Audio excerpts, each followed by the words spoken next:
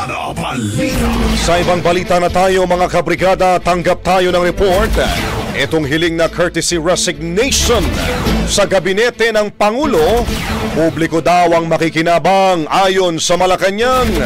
Brigada Maricar Sargan, ibrigada mo! Brigada Live Report. Tiniyak ng Malacanang na ang panawagan ni Pangulong Ferdinand Marcos Jr. para sa courtesy resignation ng lahat ng miyembro ng gabinete ay hindi senyales ng pagiging unstable ng pamahalaan, kundi isang hakbang para mapalakas pa ang serbisyo sa publiko.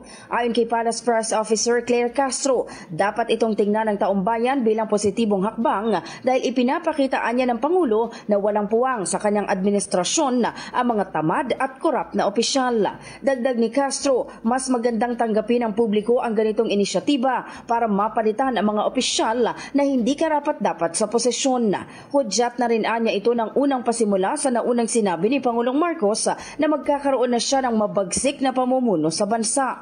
Matapos ang revamp sa gabinete, sinabi ni Castro na makakaasa ang publiko sa mas mabilis na serbisyo publiko at mga kapakipakinabang na proyekto tulad ng infrastructure at edukasyon hanggang sa pagtatapos ng termino ng Pangulo sa taong 2028. In the heart of changing lives, ako si Brigada Maricar Sargan ng 105.1 Brigada News FM Manila, the Music and News Authority. Brigada Balita Nationwide. Ang bahaging ito ay hatid sa atin ng Maxan Mangosteen Santon Coffee. Max Healthy, Max Sarap.